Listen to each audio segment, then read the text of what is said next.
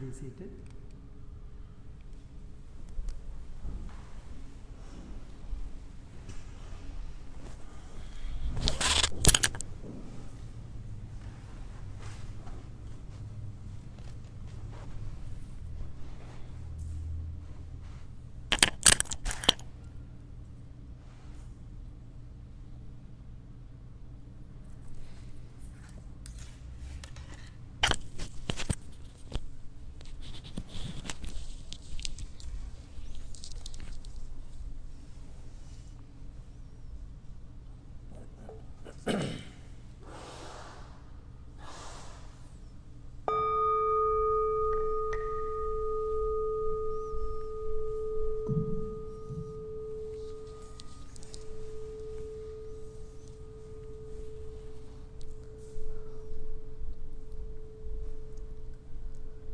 Please find a comfortable posture. Keep your back straight, chin up.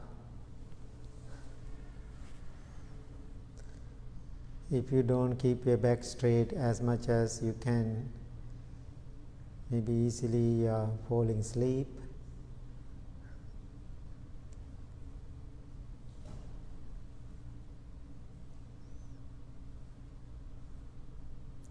Gently close your eyes.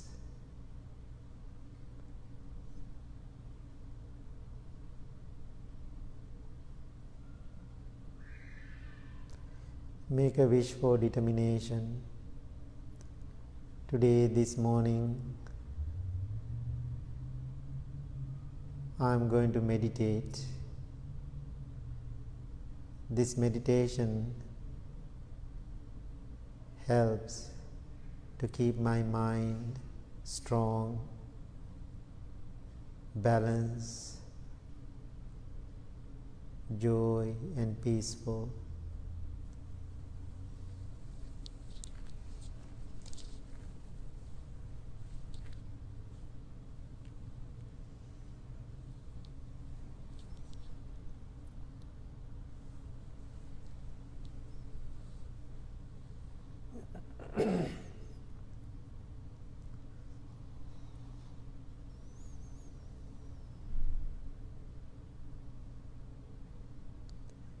Take few deep, long breaths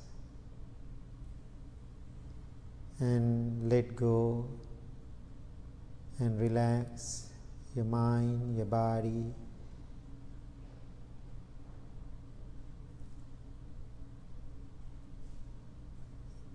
This hour, we are totally committing our lives, go inward.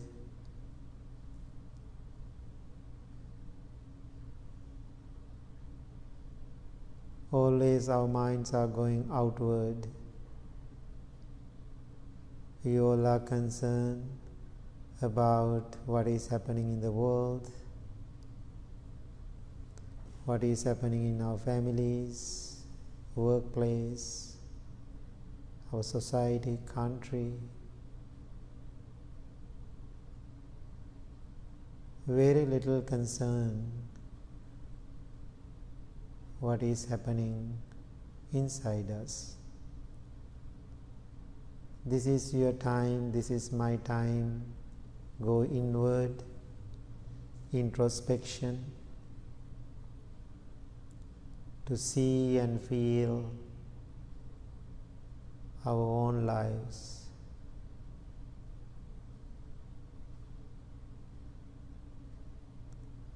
In this moment, look at yourself respectfully and lovingly.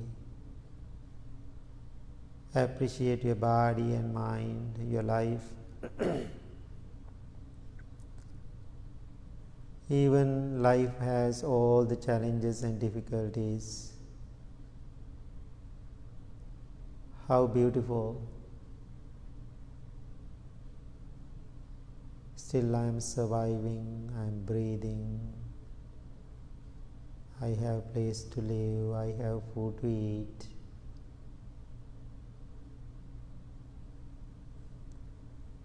When we compare to other parts of the world, still we are fine here.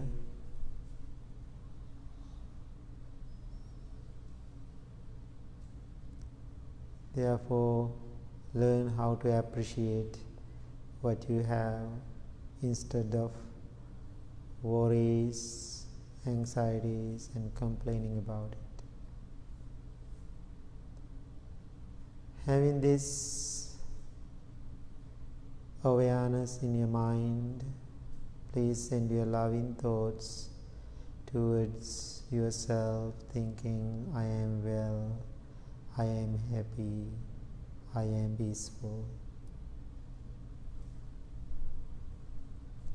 May no harm come to me, may no difficulties come to me.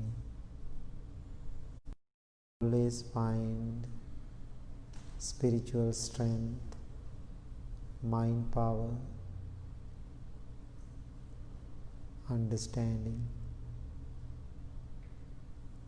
I am well, I am happy, I am peaceful.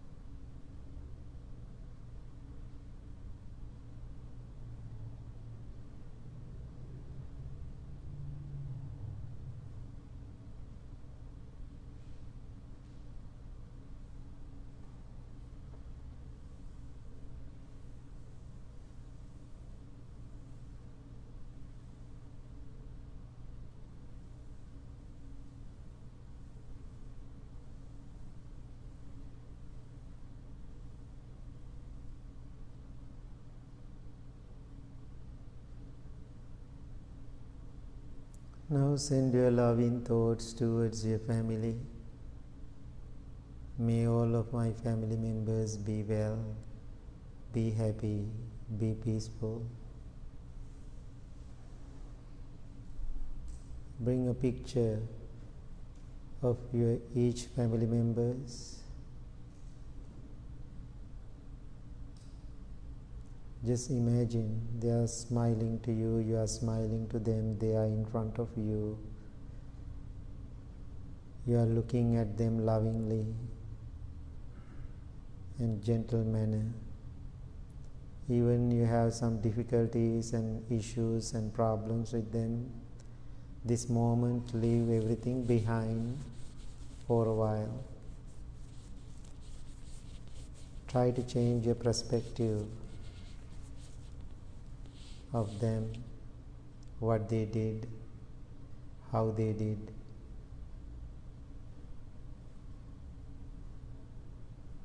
Is it possible for you to separate yourself from that distraction and looking at them kindly, lovingly?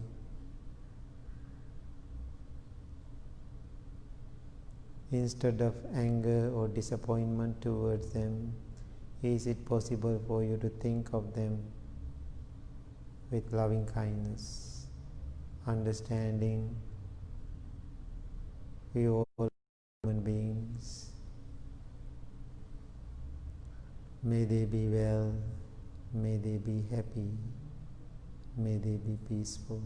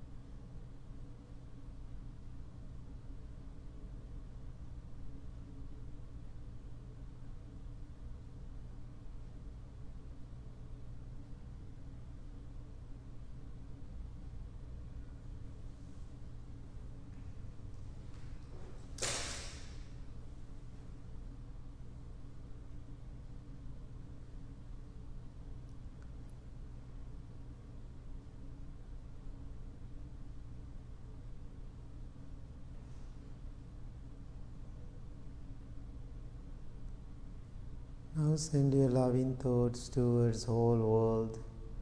May all human beings be well, be happy, be peaceful.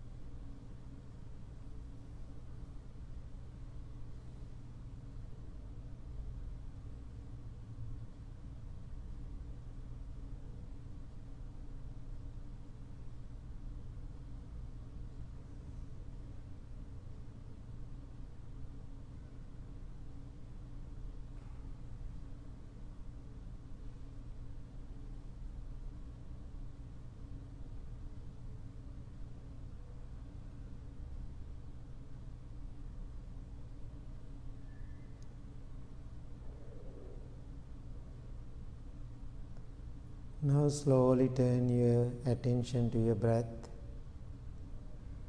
Every breath you take in, you take out is taken mindfully. Focus on your natural, ordinary breaths.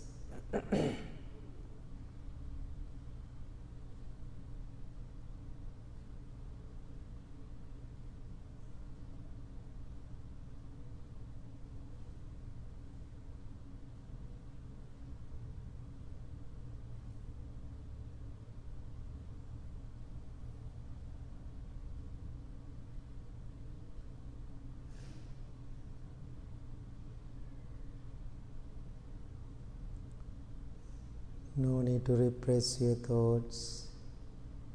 No need to control your thoughts. Let them come and go.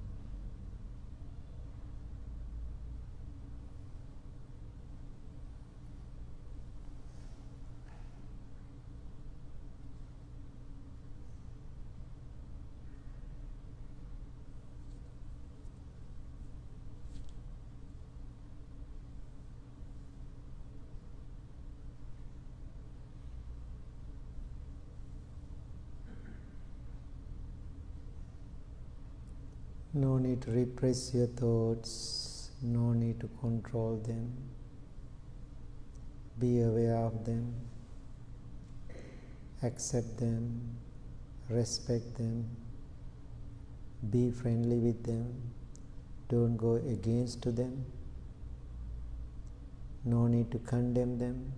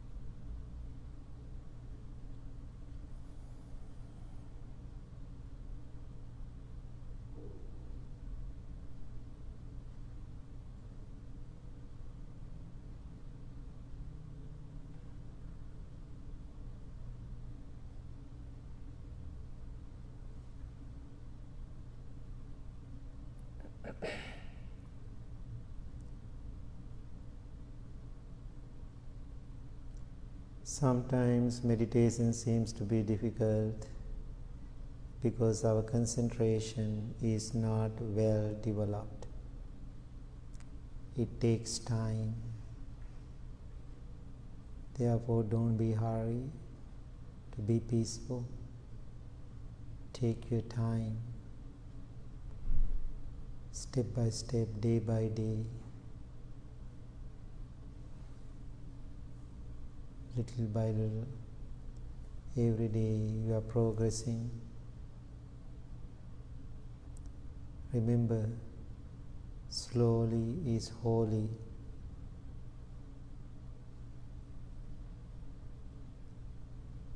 There is no way for instant happiness.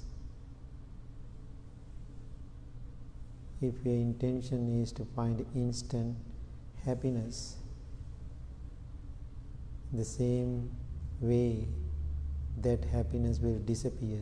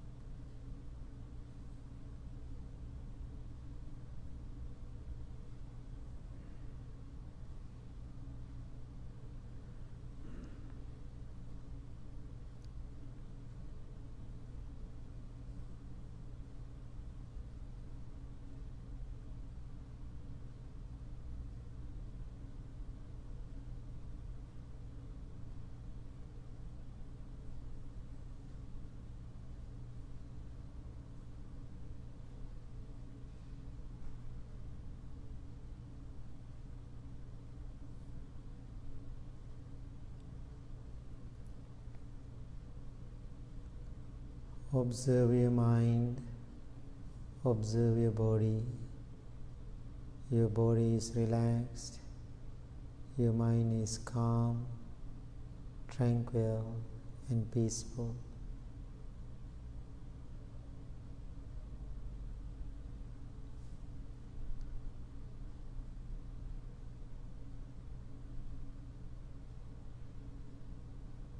Make a strong determination to practice meditation. This is your best life insurance.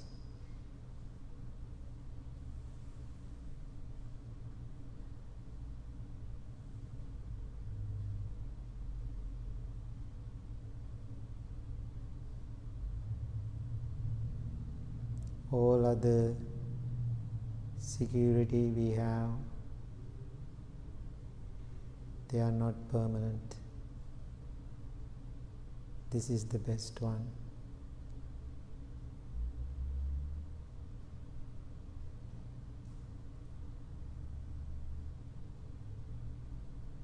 Now I am going to chant for all. Now you can bring your palms together close to your heart center. So many people requested blessing and prayers. This is the time. You can bring your intention for the blessing. You can be a receiver, and also you can do blessings to other people after you meditate, because your mind is focused and purified. This is the best time to receive and give it to other people, send it to other people.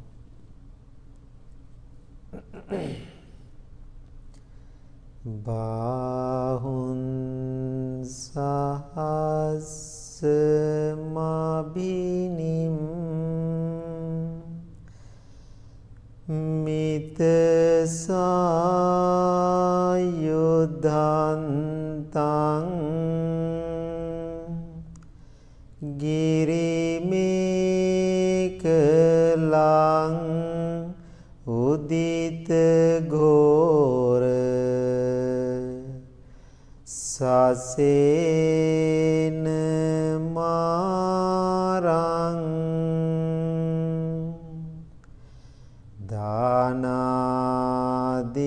dhamma vidhina jitva munindo tante jasa bhavatu te jaya mangalani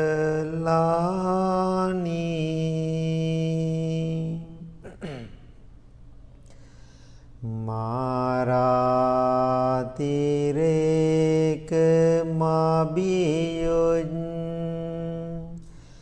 jita sambaranting ghoram panalavaka makka matandayakkhang khanti suddhanta vidhina jitva munindo tante jasa bhavatu te jaya mangalani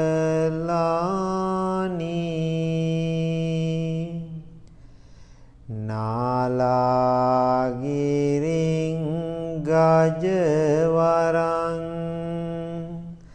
atimanta bhutang davanggi cangka masaniva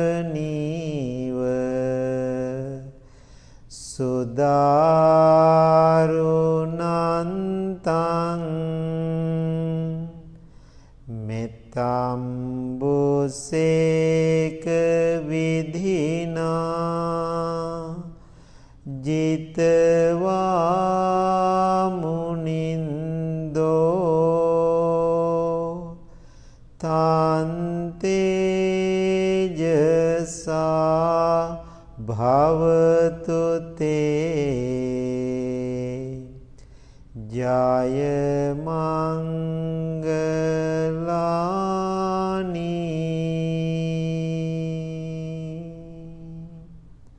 May you be well, may you be happy, may you be peaceful. Thank you very much. Please open your eyes. Okay, good morning everybody. So happy to see you this morning.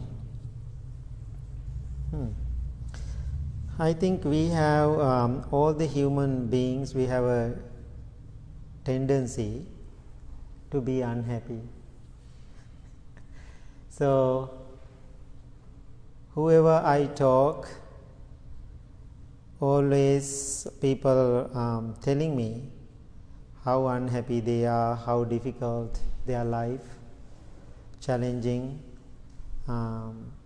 It's very interesting to me. So I was questioning, why is that? Why people are always unhappy? Why do they have that tendency to be unhappy? When I think about certain people's lives, because I know them closely, for me they don't have a reason to be unhappy. There's no reason. I can say closely, we have that nature anyway, but they have everything. They have food, they have beautiful homes to live, they have comfortable life, but still they are unhappy. Then I was thinking, why is that? We are so used to be unhappy. We are believing that is the truth now. Why we are conditioned to that? Not one day, not 2 days, not 1 week, not 1 month, years being unhappy. Now we are believing that's a big part of our lives.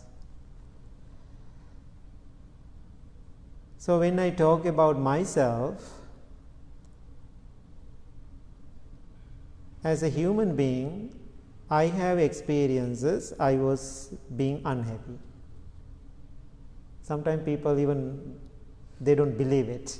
Oh, how come you be unhappy? So why? I'm human being, I'm honest. So that's a kind of human condition. So once in a while I feel because of the certain things I'm unhappy. As I said, that's a kind of the tendency we have because we are so used to live like that. But the good thing about my practice, or I can talk about myself, about yourself, even I am experiencing unhappiness day or 2 or week, quickly I can recover.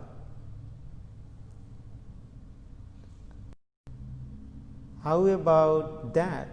Some people take that unhappiness, keep it, believe in it, live with it, continue with it. Some people who practice meditation, don't believe unhappiness is the only way to live our life. There is so many other ways to live our lives.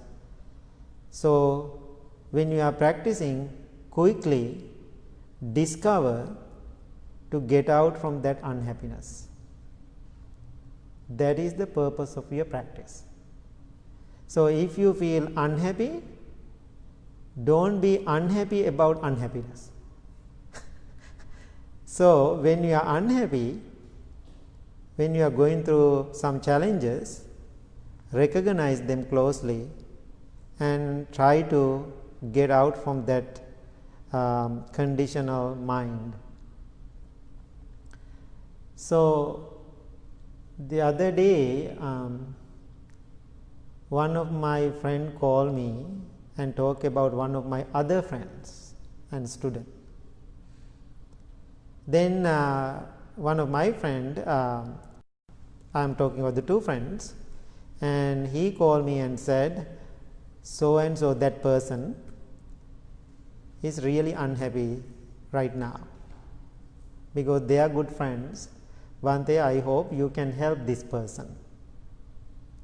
I said, I don't know what is going on. I heard the story from that person. Then I said, if that person contact me, maybe I will say something. I will try to help. So then I was quiet about it. Then I knew that person will call me. I was kind of waiting for that call. Finally, he called me. So right after he called me and he said, Bhante, I have something to talk with you. I said, sure, I know what is coming, but anyway, I said, okay, sure, you can let me know. I'm ready to listen. So then he said, I am building a house. I am building a new house. In front of my house, another person also building a house. Another family also building a house.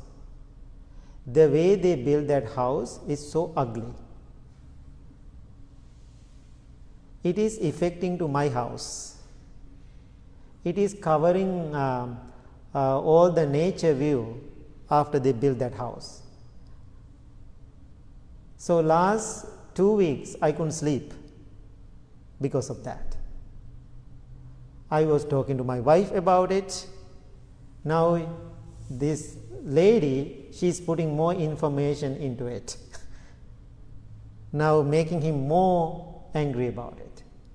Now he said, when I'm walking around, I always see it. I'm always angry. They are my neighbors, they are nice people, but I'm so angry with it.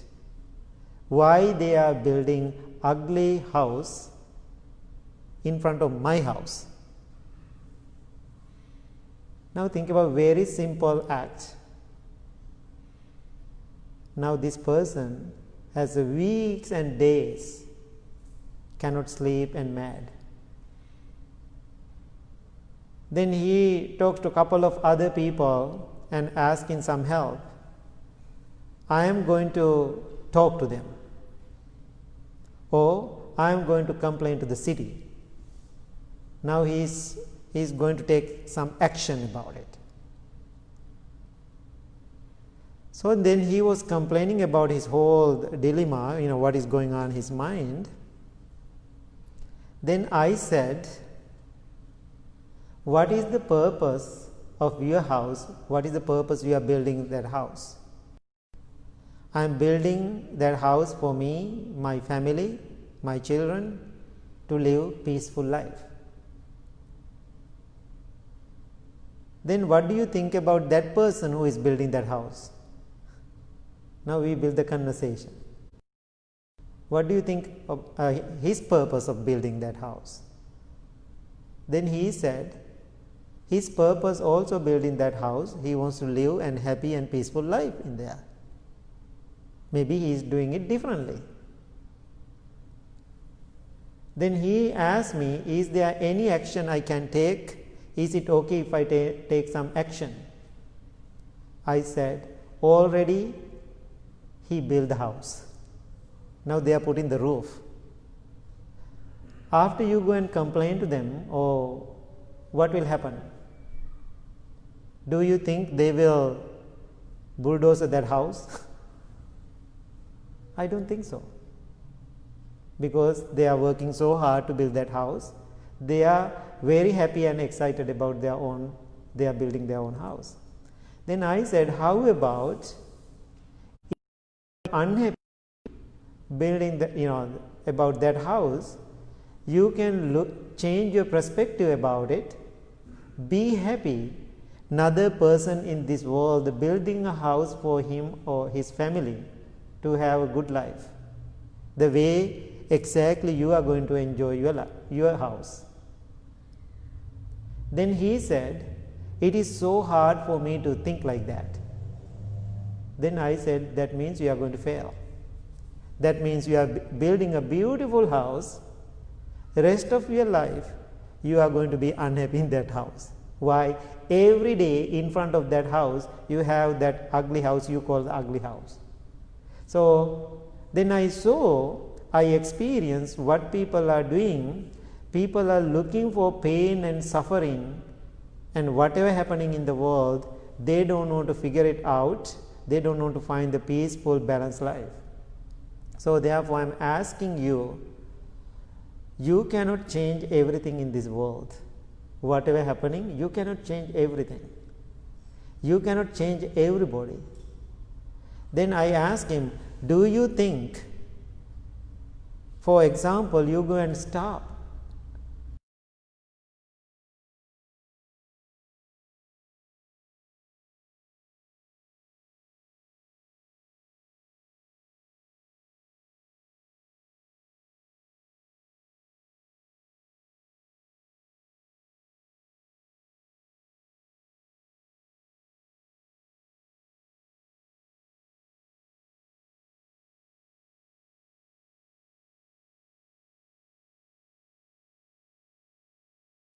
counter question, if you are the person building that house, how do you feel? I said, definitely I will feel a little sad about it, being honest.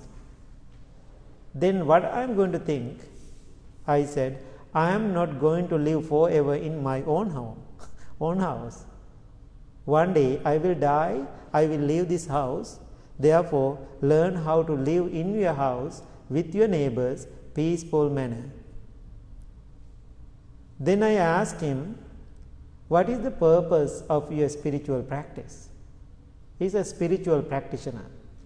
The way spiritual practitioners, way the meditative people, the way they think has to be different. Then he said, I'm so happy to have a Buddhist monk as my friend. So I'm going to think, but it is hard. If it is easy, I said, if it is easy for you, no need to do this, nothing to do. If it is difficult, please keep trying to do it. So then I said to him, how about turning this distraction for your own benefit, for your own growth, to find compassion, find balance, acceptance, letting go. Then I said to him, you are always believing one day Buddha or the great teachers will come and teach you about developing your mind, how to create the positive thinking, and always you are thinking great teachers and the Buddha will come to you. I said, Buddha already there in front of you. The people who are building that house, giving you opportunity to practice and learn about yourself. If you don't take that chance, where and when you are going to practice? So then he was thinking, that's a nice thought, I'm going to consider that. Then I know this person, my friend, he has some money. There are other people who are building that house, they don't. Maybe they work all their life to make that money and build that house. Then I said, that neighbor works so hard every day, years, collecting that money to build his dream house. Let him to build it. So enjoy it with him.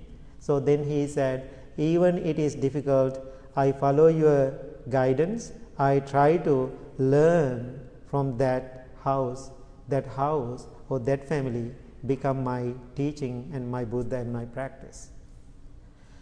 So when we are talking about gaining wisdom, always we have opportunities to gaining the wisdom. So one way to gaining the wisdom is listening. Then I was thinking, when I say something to my friend, he was a good listener. Why? He was believing, even it is difficult, he was believing practice is very important.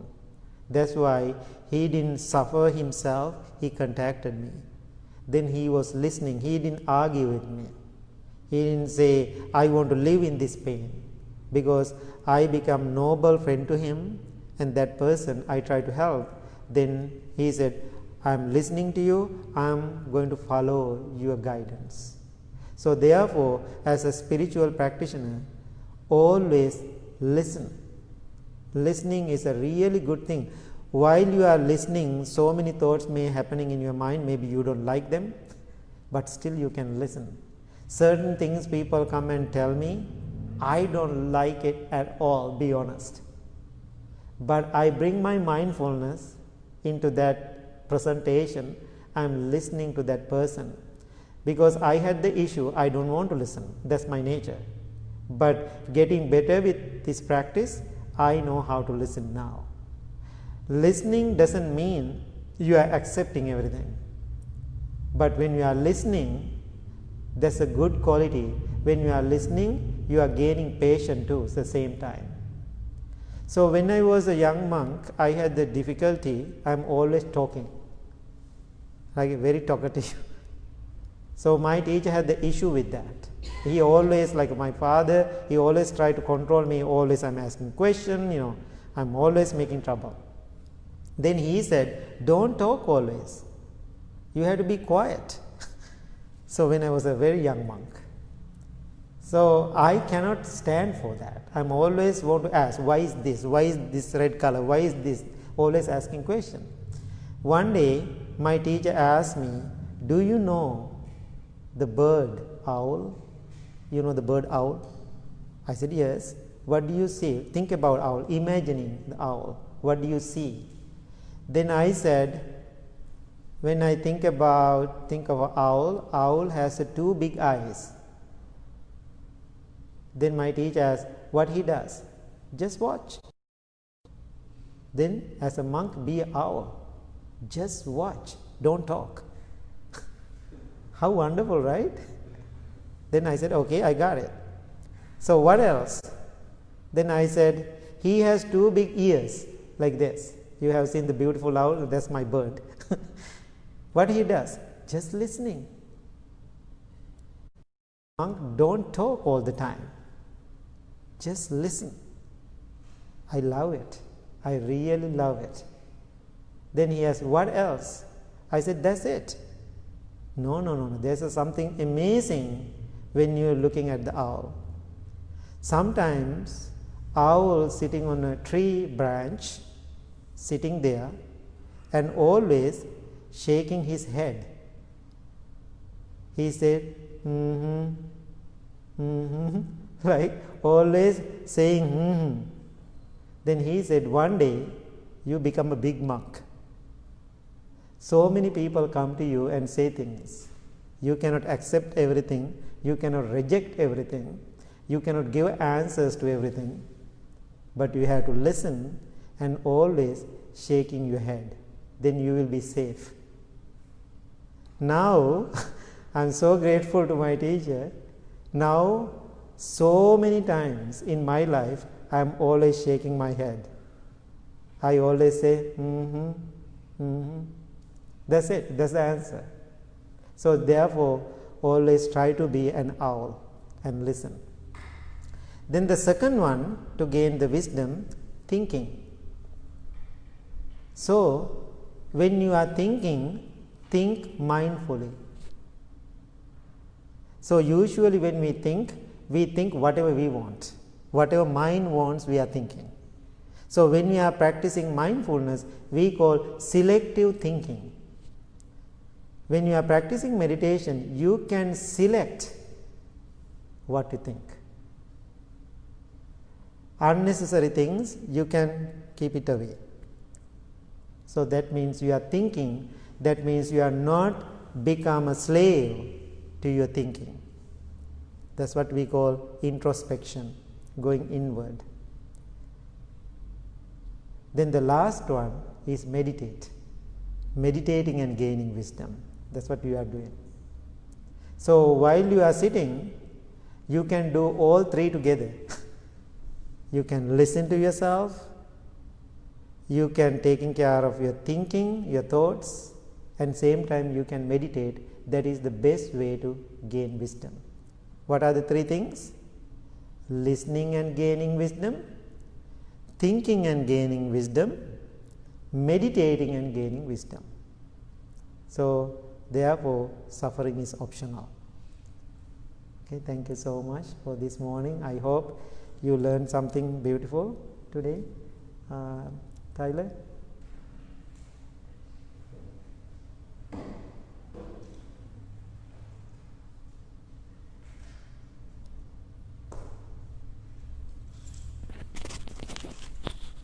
Tyler, please sit here.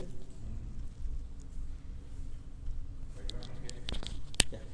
So otherwise people cannot hear. Yeah. That's what happened last week, Right, isn't it? exactly. Yeah. People will complain.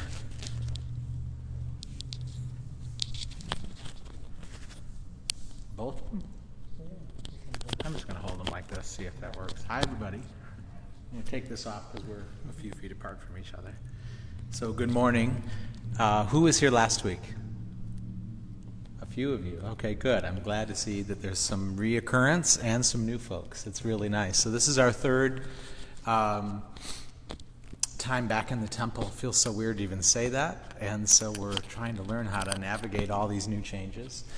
And I thought I would just talk a minute about a couple of things. As Bhante was telling us Dharma talk today, I started to think about some lettuce that he wouldn't let me eat while we were in Sri Lanka, maybe a decade ago now, I think. Do you remember the night? Okay, so We have a lot of inquiries here, especially I think since we've reopened the Saturday talks. We have a lot of people write us and message us and ask us questions, and a lot of that conversation is about how do we navigate this situation in our world right now, a worldwide pandemic, suffering, death, Black Lives Matter, social unrest, our family dynamics, maybe constraints around money or lack or abundance, all the things, right? All the things we're dealing with. And a lot of the questions that we get and that we field are like, what can I do? How can I navigate these times? What tools are available? What teachings are available that could maybe give us some direction, or maybe even like a daily way to kind of reset and ground ourselves and think about how to navigate this time. And so I think that the first thing that came to my mind when I started to get these questions this week, especially, was this evening with Bhante and the lettuce. So we were in the middle of nowhere in this little village, and we had been working really hard all day, and it's so hot. There's just not even a word to describe it. And I was exhausted and super hungry. And this was maybe my first or second time in Sri Lanka, and I was real concerned about the food. I was real worried about, like, should I take the medicine before we go? And, like, where can I eat that's safe? And what water do I drink? And I'm brushing my teeth with bottled water. It's ridiculous. And maybe necessary, who knows, right? And I kept noticing myself, being nervous when meals would come to us. I'd be like, I'm not sure about this. And so this particular day, we were in this village, and I was particularly hungry and tired, and we sit down for our meal, and I really wanted like a salad, like fresh, alive food. We'd been there for, weeks, and so I said to Bhante, can I order this salad? Is it safe? And until then, I had only eaten cooked food, and when it's like 190 degrees, eating cooked food is so gross. And so I really wanted this cold salad.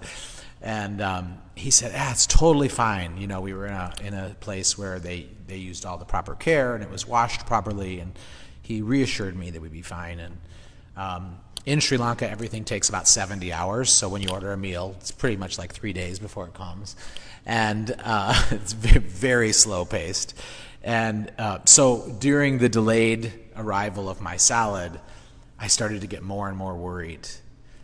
And I noticed my body tensing up, and I couldn't withhold the fear any longer. And I reached over to Bhante again, and I said, are you sure I can have this salad? And he goes, yeah, I'm very sure. It's totally fine. Then, of course, another 17 hours goes by, and I'm getting more and more nervous because I just don't want to get sick in the middle of nowhere. And so I reach over to him one more time when the salad arrives, and I have my fork, and I'm like, Bhante, you sure I can eat this? And he slams his plate down, and he goes, nope, and he tells the person, take it away. And do you remember? And so he brings me, he orders something for me, and now I have to wait another 17 hours for what I deemed safe food. But later that night we took a walk, and I said, Bhante, what happened? I thought it was safe, and then you determined it was unsafe. And he said, well, it was safe until your mind deemed it unsafe.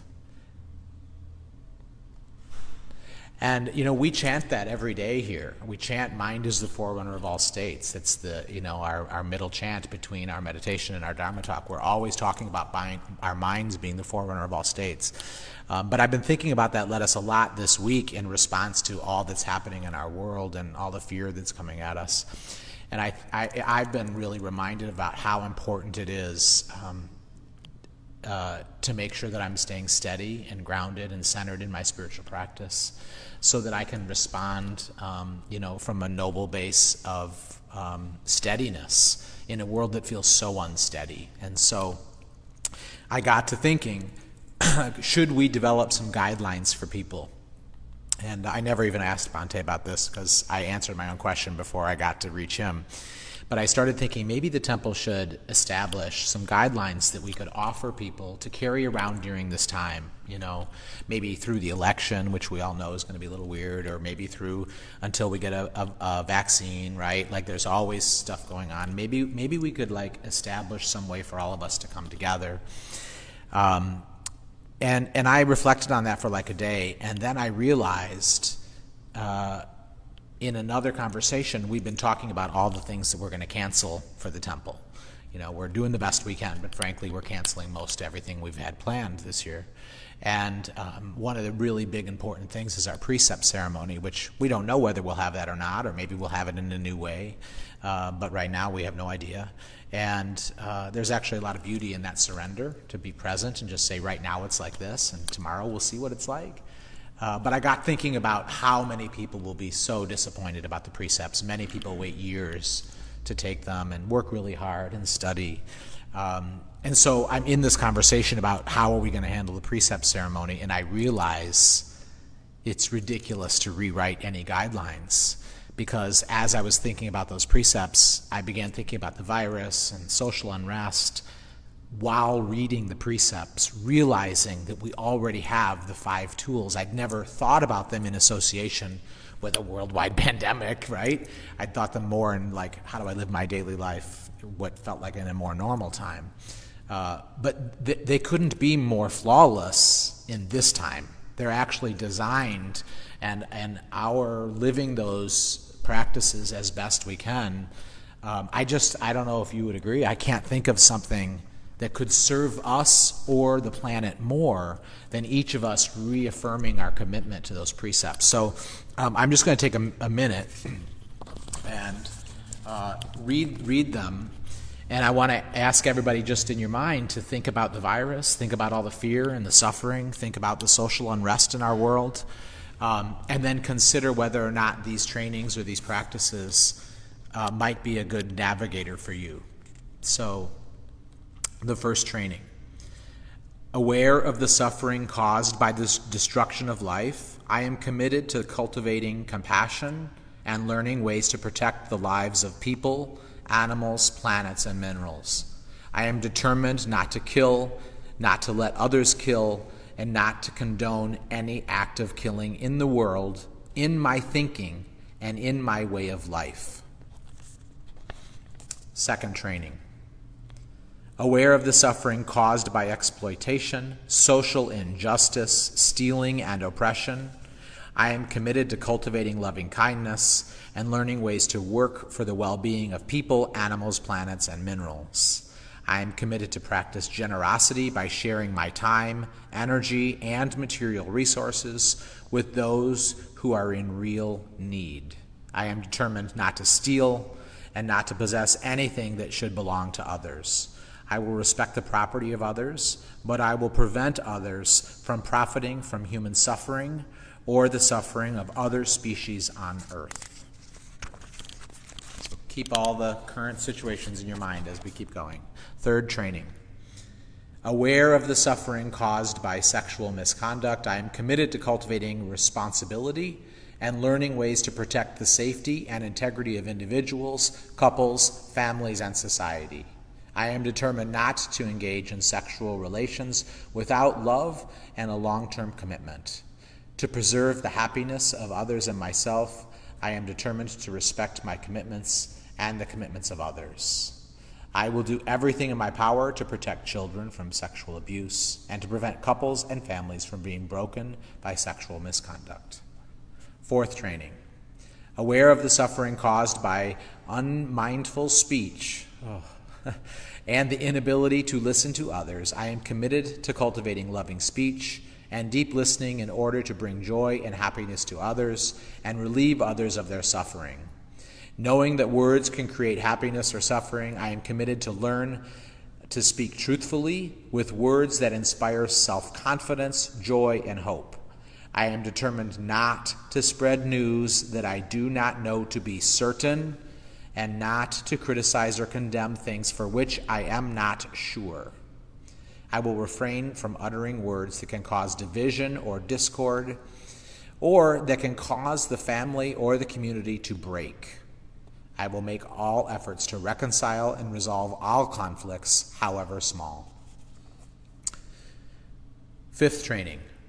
Aware of the suffering caused by unmindful consumption, I am committed to cultivating good health, both physical and mental, for myself, my family, and my society by practicing mindful eating, drinking, and consuming. I am committed to ingest only items that preserve peace, well-being, and joy in my body, in my consciousness, and in the collective body and consciousness of my family and society.